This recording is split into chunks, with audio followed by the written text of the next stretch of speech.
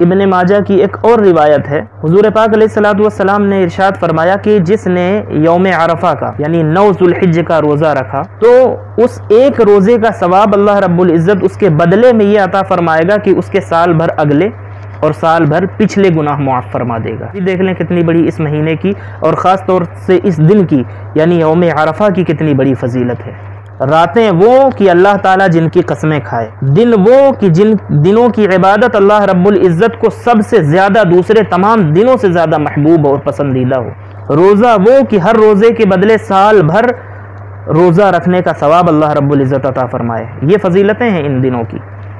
اور راتیں وہ کہ اگر رات میں قیام کرے تو لیلۃ القدر میں عبادت کرنے اور قیام کرنے کا ثواب اللہ رب العزت عطا فرمائے۔ اور عرفہ کا روزہ اگر رکھا جائے تو اس کی فضیلت یہ ہے کہ سال بھر اگلے اور پچھلے گناہوں کو معاف فرما دے۔ لیکن دھیان رہے کہ ان سے گناہ صغیرہ ہی مراد ہیں۔ گناہ کبیرہ کے لیے پھر پوری نیت کے ساتھ اور توجہ کے ساتھ اللہ رب العزت کی بارگاہ میں رجوع اور توبہ کرنا پڑے گا۔ لیکن پھر بھی اگر یہ گناہ معاف ہو رہے ہیں تو یہ کم بڑی فضیلت نہیں ہے۔ یہ جو 10 دن ہیں، چاند نکلنے سے لے کر کے یہ 9 دن، عید الاضحیٰ کا جو دن ہے اس کی آمد سے قبل، عرفہ کا جو دن ہے 9ویں ذوالحجہ تک، جو بندے اس عشرے کی شان کو سمجھتے ہوئے، اس کی فضیلتوں کو سمجھتے ہوئے، مد نظر رکھتے ہوئے جو ان 10 دنوں کو اللہ کی اطاعت میں، اس کی عبادت میں گزارتے ہیں، روزہ رکھ کر کے ان دنوں کو گزارتے ہیں اور اللہ کو راضی کرنے کی کوشش کرتے ہیں، تو پھر جس طرح سے رمضان کے بعد عید کا تحفہ اللہ تعالیٰ عطا فرماتا ہے، اسی طرح سے ان 9 دنوں کے بعد اللہ رب العزت عید الاضحیٰ کا تحفہ عطا فرماتا ہے۔ تو ہم جو عید الاضحیٰ آئے گی اس عید الاضحیٰ کا تحفہ اللہ رب العزت سے لینے کے لائق تو ہوں۔ جن راتوں کی اللہ رب العزت نے قسمیں یاد فرمائی ہیں ان راتوں کی عظمتوں کو تو سمجھیں، ان میں شب زندہ دار تو ہوں، ان راتوں کو غفلت میں گزارنے کی بجائے اللہ کی اطاعت و عبادت میں گزاریں تو۔ اور دن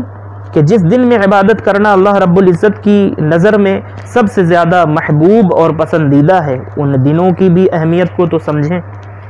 راتوں کی اہمیت کو بھی تو سمجھیں کہ جن راتوں میں جاگنا، عبادت کرنا، قیام کرنا لیلۃ القدر میں عبادت اور قیام کرنے کے مثل ہے۔ اگر اس عشرے کی ہم عظمت کو سمجھتے ہیں کہ دن کو روزہ رکھ کر کے عبادت کر کے گزاریں اور راتوں کو جاگ کر کے قیام کر کے گزاریں، اس محنت، اس مشقت اور اطاعت کے نتیجے میں اللہ رب العزت عید الاضحیٰ کے طور پر ہمیں وہ تحفہ عطا فرماتا ہے، پھر ہم اصل میں عید الاضحیٰ کی خوشیاں منانے کے حقدار بنتے ہیں۔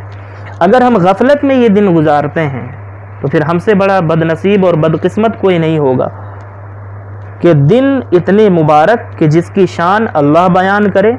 اور جن راتوں کی قسمیں اللہ رب العزت یاد فرمائے، جن کی فضیلتیں گنا گنا کر کے حضور پاک علیہ الصلوۃ والسلام نے بتائیں کہ راتیں لیلۃ القدر کے مثل ہیں اور دن کا روزہ رکھنا سال بھر روزہ رکھنے کے برابر ثواب ہے ہر روزے کے بدلے میں۔ اتنی فضیلتیں جاننے اور سننے کے بعد اگر ہمیں یہ سمجھ میں نہیں آتا اور ان فضیلتوں کا اندازہ نہیں ہوتا تو پھر ہماری زندگی غفلت میں گزر رہی ہے، پھر ہمیں عید منانے کے حقدار نہیں ہیں۔ غافلوں کی عید نہیں ہوتی، اللہ رب العزت کے مطیع فرما بردار عابدوں کی عید ہے وہ۔ تو عابد بن جائیں، زاہد بن جائیں، متقی بن جائیں، مطیع بن جائیں، تب پھر عید الاضحیٰ کو ہم منانے کے، خوشیوں کے ساتھ منانے کے حقدار ہوں گے۔